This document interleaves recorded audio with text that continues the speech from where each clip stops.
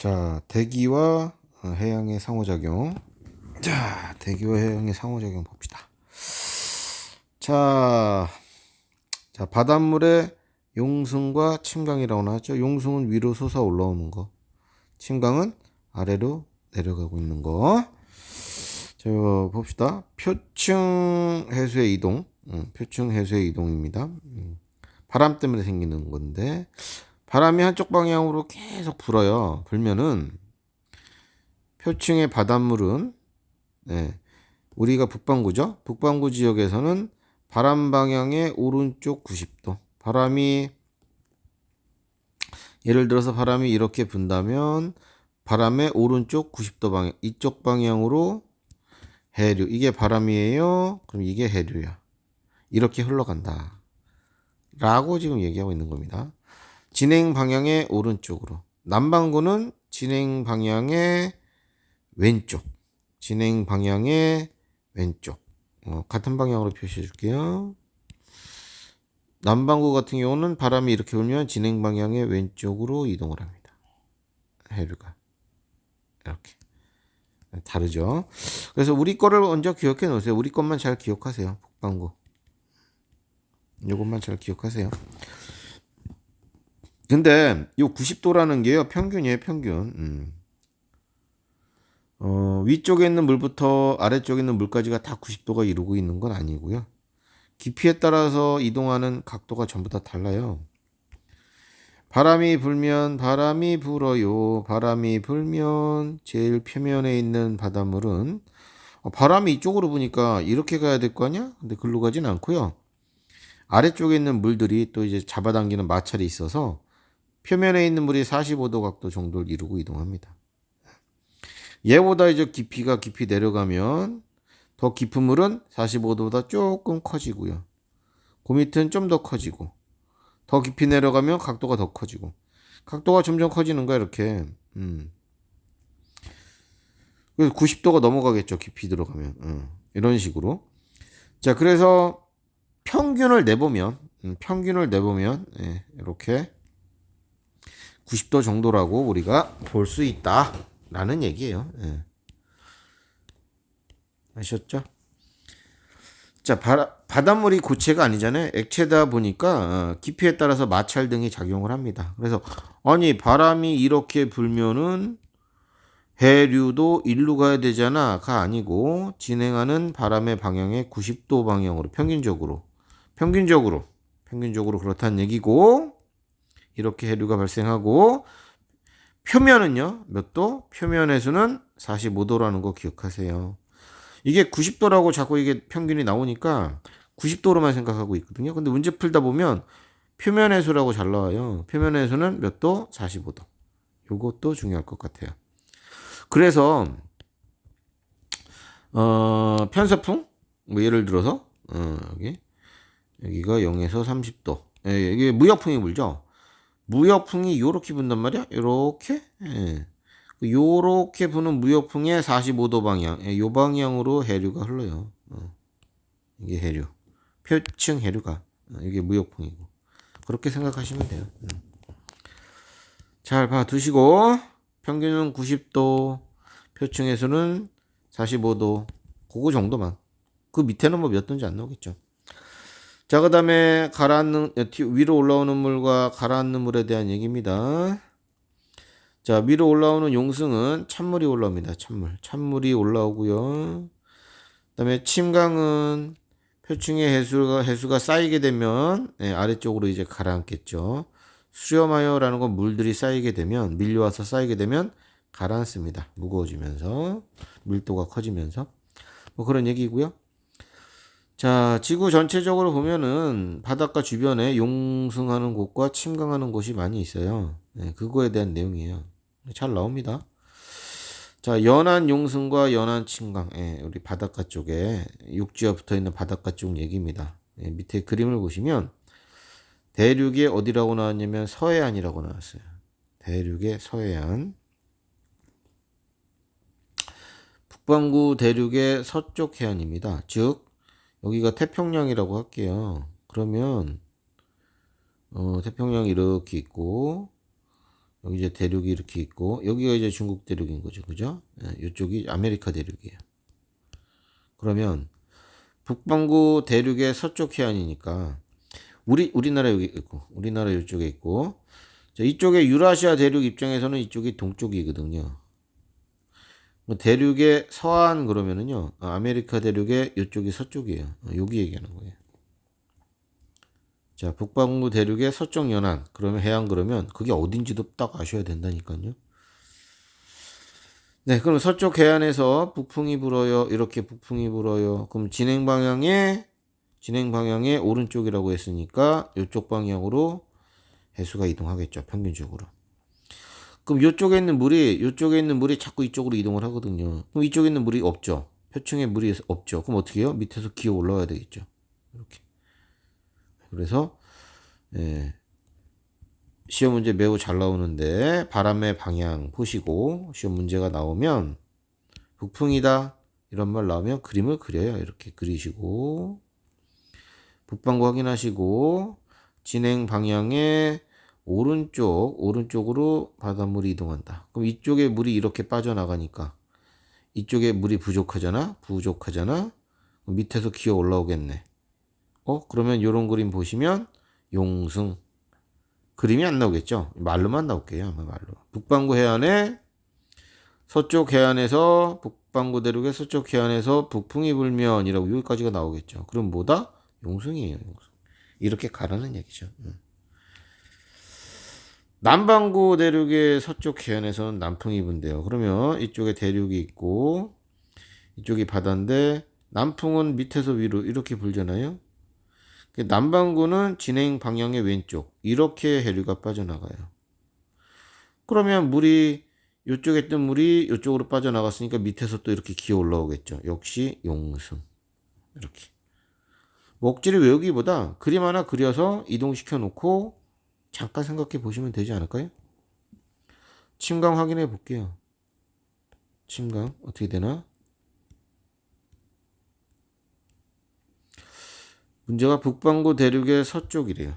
북반구 대륙의 서쪽 해안이고 여기서 남풍이 분대요.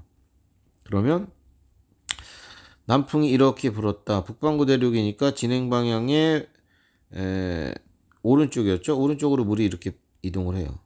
그러면 이쪽이 이제 대륙인데 대륙 쪽으로 물이 막 쌓이잖아요. 이쪽에 물이 막 쌓여 무거워져. 그럼 어떻게 돼? 가라앉겠네요. 침강 이렇게 보시면 되죠. 남반구 대륙의 서쪽 해안이에요. 남반구 여기 대륙이 있고요. 바다고요. 북풍이 분대요. 북풍 위에서 아래로 이렇게 불겠죠. 북풍이 분대요. 남반구니까 진행 방향의 왼쪽 이렇게 바닷물이 이동합니다. 이쪽에 쌓이겠죠? 쌓이면 밑으로 이렇게 내려가겠죠. 아래쪽으로 침강. 연안 침강입니다. 우리 쪽은 뭐야? 우리는 대륙의 동쪽 해안이라고 해야 되겠네요. 우리 쪽은 그죠? 이게 유라시아 대륙의 동쪽 해안. 우리 이렇게 나오겠네. 우리 쪽에서는 그죠?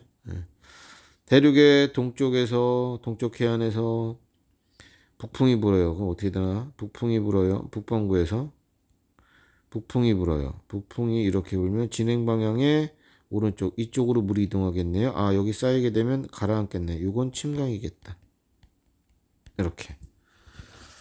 자, 대륙의 동해안에서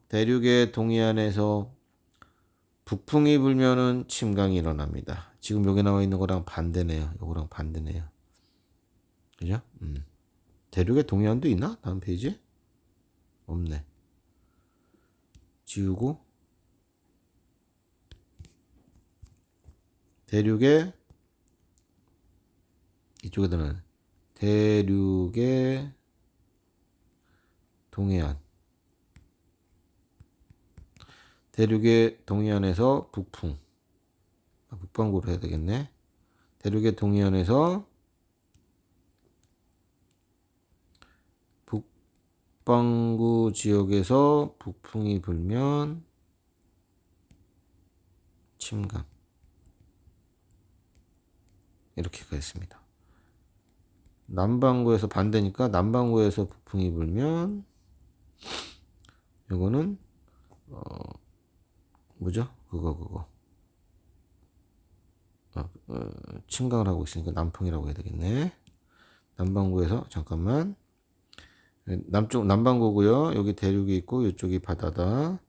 남반구에서 침강이 일어나려면 자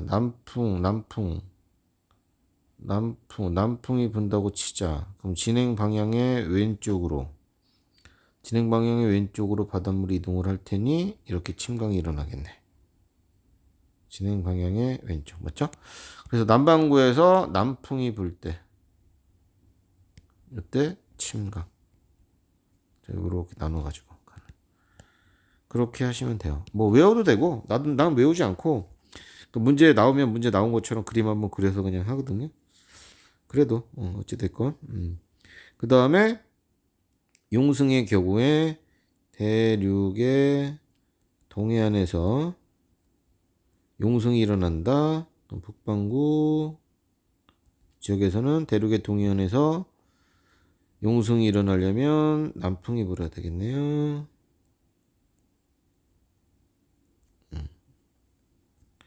남반구에서는 반대로 북풍. 자, 이렇게 되면 용승. 이렇게.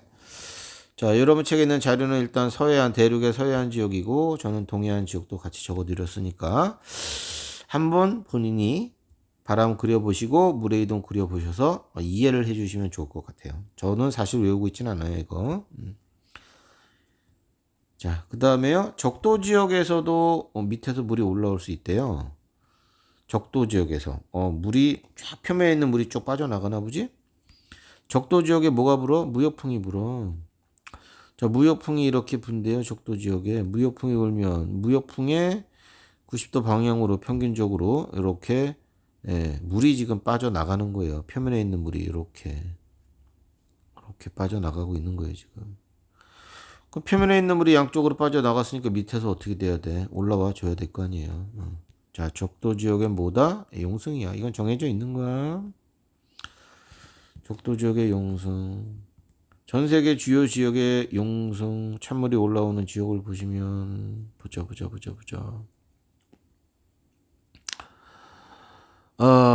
북반구 지역에 여기 캘리포니아 연안. 여기 태평양이고요. 대륙에 지금 여기 서해안 지대, 서해안 바닷가네요. 캘리포니아에요. 여기서 용승이 일어나야 돼요. 그러면은 바람이 요렇게 불어야 되겠네요. 이쪽 지역은 북풍이 부나 보죠. 그래야 물이 빠져나가고 이렇게 용승이 일어나겠죠. 그러네. 그러니까 이런 식으로 지금 본 거예요. 그래서 이런 지역, 대륙의 서해안 지역, 여기도 대륙의 서해안 지역이네. 아프리카 대륙의 서해안, 그죠? 여기도 서해안 지역. 그 다음 적도 부근. 뭐 이런 쪽에서 주로 용승이 잘 일어나나 봐요. 대륙의 서쪽 해안이나 적도 부근에서 용승이 주로 잘 일어나나 봐요. 대륙의 동쪽 해안은 기본적으로 태평양이 있으면 기본적으로 표층 해류가 이렇게 흘러오잖아요. 기본적으로 이렇게 흘러오잖아요. 무역풍의 영향으로. 그러다 보니까 이쪽에 대륙의 동해안 쪽은 물들이 이쪽으로 오는 쪽이다 보니 그래도 이런 전체 침강이 더 많이 일어나지 용승보다는 침강이 많이 일어나지 그 얘기인 것 같아요. 그래서 용승은 대륙의 서쪽 해안에서 잘 일어나나 봐요. 그럼에도 불구하고 우리 쪽 바다에 용승 같은 거 물어볼 수 있어요. 이쪽 동해안 쪽의 용승도 나올 수 있어요. 그냥 모식적으로 나온다니까요. 그냥 잘 알아두셔요. 네.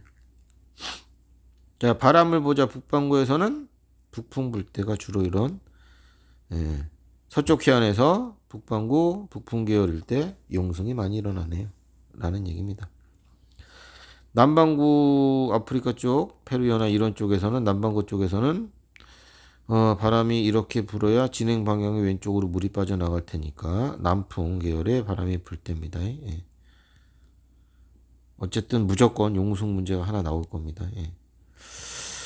저처럼 문제에 맞춰서 그때그때 생각해가지고 바람 그려보시고 물 빠져나가는 거 보시고 생각해서 이해해서 풀어도 되고, 아, 너무 힘들 것 같아.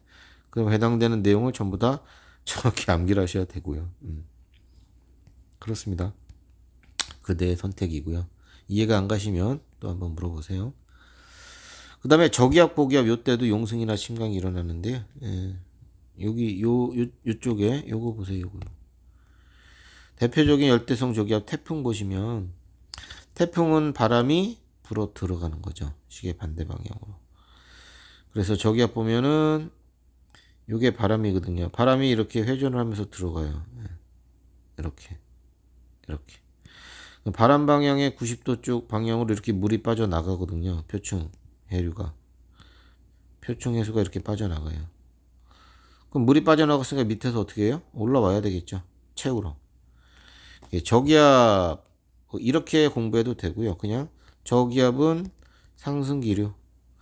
상승기류다 보니까 밑에 이렇게 상승기류다 보니까 밑에 있는 물 아래쪽에서도 이렇게 물이 올라온다. 뭐 이렇게 외워도 되고 사실은. 자, 정확하게 바람에 의해서 해류의 이동으로 따실 때 여기 있는 그림대로 따지시면 돼요. 그럼 반대로 고기압은 침강 이렇게 외우시면 되겠죠. 자, 용승과 침강의 영향. 용승은 찬물이 이제 올라오는 거예요. 그럼 이제 온도가 해수면의 온도가 좀 낮아지겠죠. 밑에서 올라오니까 산소 풍부하고요. 찬물이니까 용존 산소량이 많거든요. 양분도 많아요. 예. 자, 이런 물. 그래서 표층에 좋은 어장 물고기가 많이 그쪽에 모여지게 된다는 얘기고요. 그 다음에요. 찬물이 올라오다 보니까요. 기본적으로 온도가 낮아진다고 그랬죠. 그래서 안개도 자주 끼고 뭐 이런 일이 있답니다. 그 다음에 강수량은 뭐 적은 편이고 건조한 날씨가 이로 나타난다고 돼 있네요. 아무래도 표층 온도가 낮아지니까 하강 기류가 형성이 된다는 얘기겠지. 기류가 그러다 보면은 이렇게 건조한 상태가 될 수도 있는 거예요. 그건 영향이 서로 연결이 되는 거예요. 이렇게. 그다음 침강이라 물이 계속 흘러와서 쌓여가지고 이제 가라앉는 거죠. 그럼 표면의 산소를 심해로 보내주고요. 따뜻한 물이 모이고 표면 온도가 이제 올라가겠죠. 이제 두껍게 따뜻한 물이 두껍게 형성이 돼요. 쌓이니까. 따뜻한 물이 이렇게 두껍게 쌓인다고 이쪽으로 계속 흘러오다 보면 두께가 두꺼워지잖아. 수온 약층이 시작되는 여기서부터 온도가 이제 떨어진다고 하면 이게 혼합층이죠. 수온 약층이 시작되는 깊이가 깊어진다. 또는 다른 말로 하면 혼합층의 두께가 두꺼워진다는 거죠. 이렇게 보셔도 되고요. 자, 많은 양의 이산화탄소를 갖고 있는 극지역의 차가운 해수가 침강을 하여 전 세계 이산화탄소를 저장한다라고 하겠네요. 뭐 찬물에 기체가 잘 녹으니까요. 극지역에는 이산화탄소가 많이 녹아 있군요. 극지역의 물에는. 뭐 그렇습니다. 연안 용승의 영향 알아보기 탐구 자료청을 보면은 표층 수온의 분포 수온이 이쪽 색깔이 온도가 낮은 거잖아요. 이렇게 지금 온도가 낮아요. 연안 용승이 일어나는 곳은. 식물성 플랑크톤의 분포도 보시면 이게 농도가 높은 거잖아요. 이쪽으로 용승이 일어나는 곳에 농도가 높은 걸 알 수 있다라는 얘기예요. 여기까지예요. 쭉 읽어보시고 여기 나왔네요. 우리나라 동해안의 용승. 이것도 좋네. 그거 봐, 우리나라 동해안에도 용승이 일어난다니까요. 우리나라 동해안 같은 경우에 용승이 일어나려면 우리나라 동해안이고 대륙이고 바람이 불어서 물이 이쪽으로 물이 빠져나가야 된다는 거지. 용승이 일어나려면. 그러면은 진행방의 오른쪽 남풍이 불어야 되겠네요. 남풍. 그죠? 남풍이 불어서 이렇게 해수가 이동하면 이렇게 용승이 일어나겠다. 그죠? 밑에서부터. 어디 볼게요. 우리나라 용승, 동해안의 용승. 여름철에 남풍 계열의 계절풍이 불면 여름철에 남풍이 불면 동해안에 용승이 일어납니다. 아하. 밑에서 찬물이 쫙 올라오죠. 수온이 싹 떨어지고요. 오씨, 피해가 생기네. 그러면 연안, 난류성, 어류, 양식장이 피해를 입는 데입니다. 오씨. 아, 그렇군요. 여름철에 따뜻해야 되는데 밑에서 찬물이 올라오는 바람에 양식섭이 피해가 뭐 김양식, 뭐 어류양식 이런 애들이 피해를 입히는군요. 오호. 요게 지금 우리나라이고요. 우리나라의 이쪽에 냉수대 보이시죠? 아, 그렇군요. 자, 여름철에 용승은 우리나라 주변에서의 용승은 피해를 일으킵니다. 피해를 일으킨다. 자, 거기까지 이 정도 보시고 이게 다 나간 건지 더 나가 있는 건지 모르겠네요. 개념 체크하시고 엘니뇨도 하나 더 남았네. 자, 엘니뇨하고 라니냐 일단 평상시 상황을 볼게요. 이것도 통합해서 했던 건데 평상시에 보면은요. 아이고 왜 이래. 네, 평상시에 무역풍이 불잖아요. 우리나라 중위도 지역에. 자, 우리나라 쪽으로 이제 무역풍이 불어요. 자, 0에서 30도 사이, 30도 사이에서 무역풍이 불어요. 무역풍이 열심히 바닷물도 이쪽으로 끌고 옵니다. 자, 그래서 평상시에 이쪽에 따뜻한 물이 이쪽으로 많이 이동을 하죠. 그래서 이쪽이 온난수역이에요. 우리 쪽에. 그죠? 그럼 물이 이렇게 많이 이동을 하니까 따뜻한 물이 여기가 비잖아? 밑에서 찬물이 올라오겠죠. 찬물이에요. 자, 이게 평상시의 모습입니다. 그래서 바닷물은 이쪽이 온도가 높은 상황이에요. 평상시에는요. 그래서 동태평양보다 우리 서태평양이 표층선이 높고 따뜻한 수역의 두께도 두껍습니다. 이게 평상시 잘 기억해 두시면 돼요. 이게 평상시의 바닷물의 상태예요. 엘니뇨가 되면은 무역풍이 약화가 일어나거든요. 물을 못 끌고 옵니다. 따뜻한 물을. 제대로 못 끌고 와요. 따뜻한 물 끌고 왔어요. 일부가 막 돌아가고요. 막 이런 일이 일어납니다. 예. 그래서 온난수역의 두께가 얇죠. 여기는 두꺼운데. 예, 구역도 좁고요.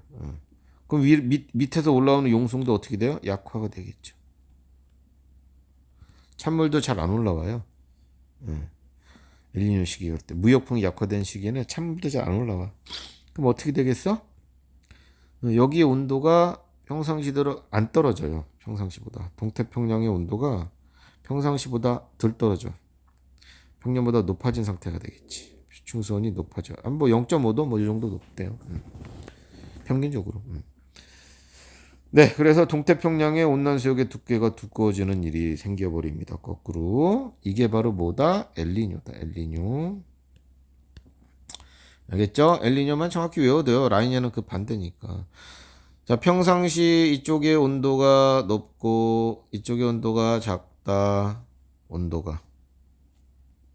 왜 이래? 온도가. 그런데 엘니뇨 시기가 되면 엘니뇨 시기가 돼도 이쪽의 온도가 높아요. 이쪽의 온도가 조금 높고 이쪽의 온도가 낮긴 해요. 둘 다 똑같죠. 그런데 요거보다 이쪽이 조금 높은 거예요. 요렇게 비교했을 때 높은 거예요. 약간 높다. 그 약간이 뭐 0. 몇 도 이렇게 되는데 그게 굉장히 큰 거예요.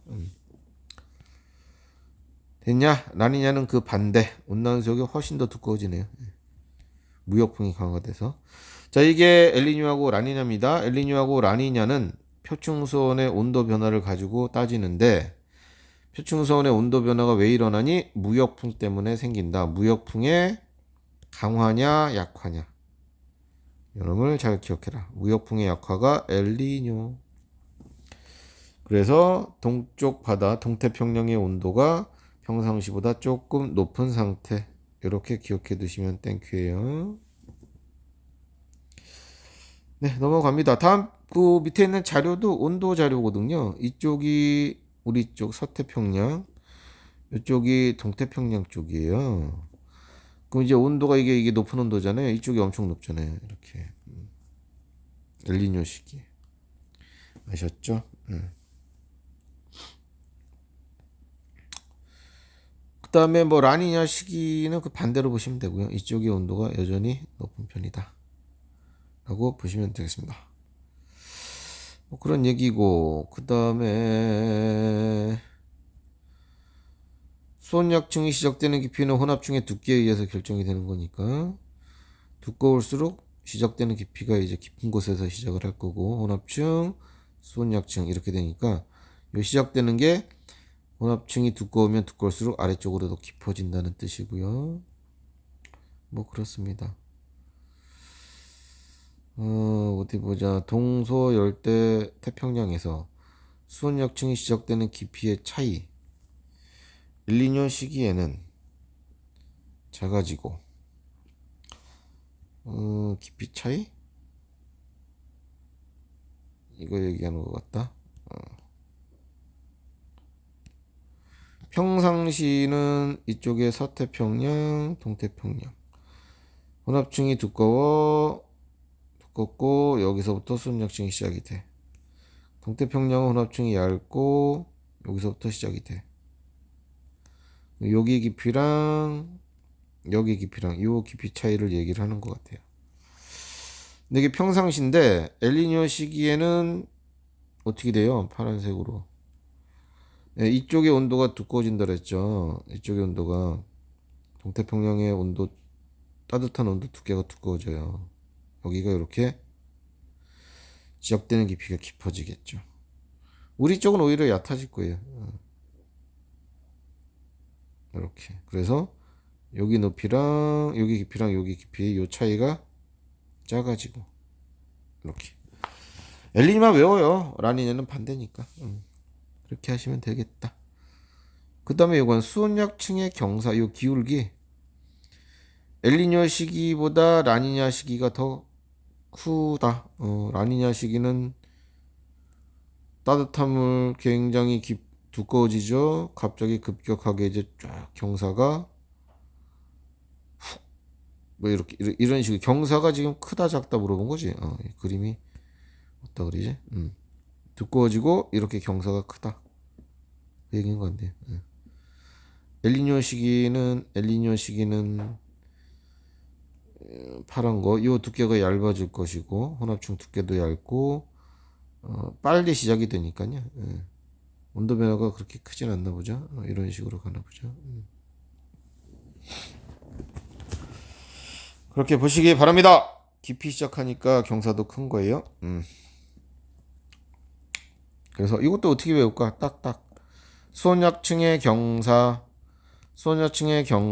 하나만 외웁시다. 수온약층의 경사는 엘니뇨 시기가 작다.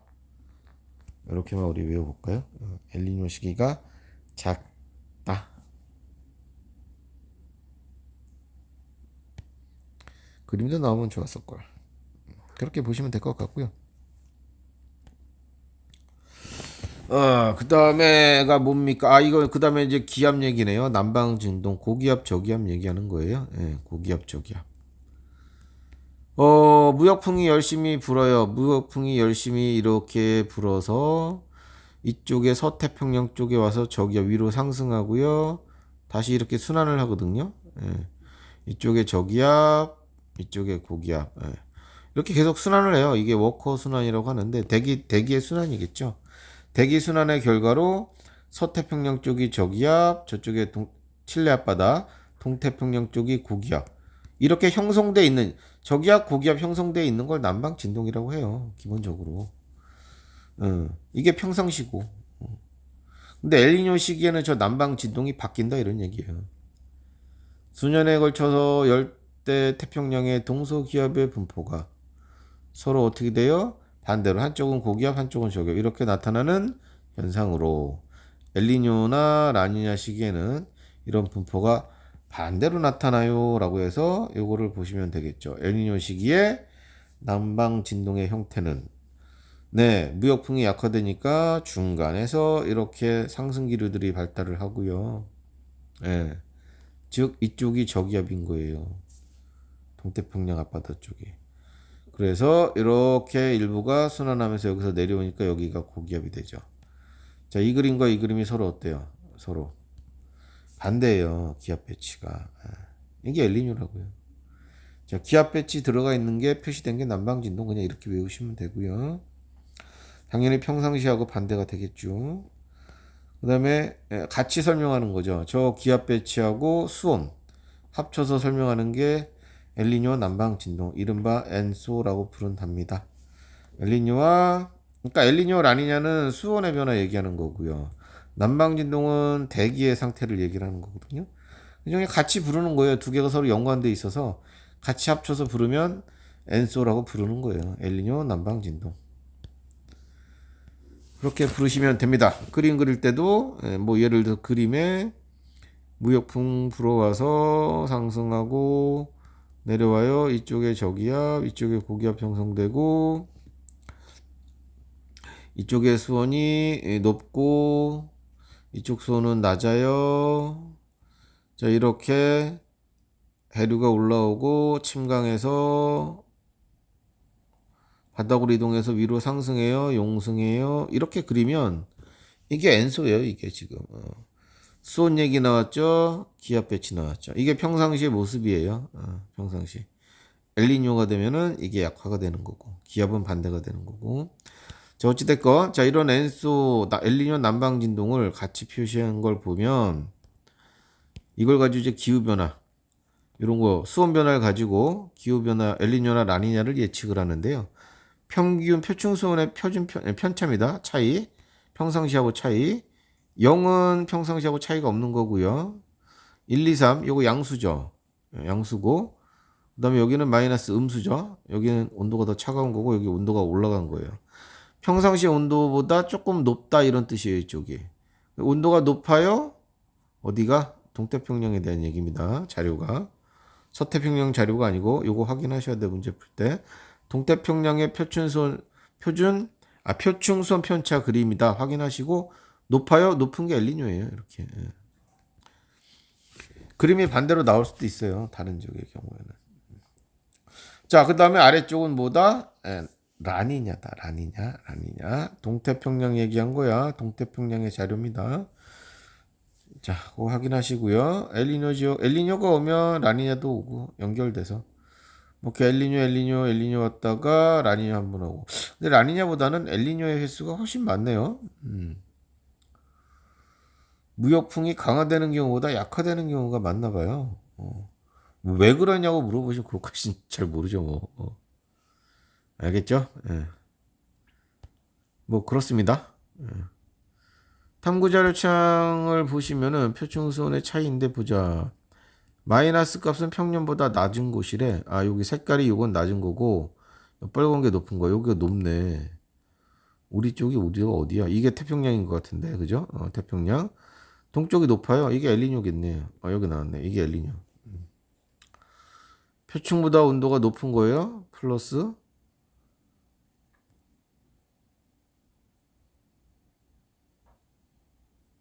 이쪽이 평년보다 높군요. 평년보다 높고. 이쪽 동태평양이 평년보다 마이너스 이쪽이니까 색깔이. 여기가 더 낮네, 평년보다. 이건 라니냐겠다. 그러니까 엘니뇨만 정확히 알고 있으면 반대로만 풀어, 라니냐는. 그러면 됐고요.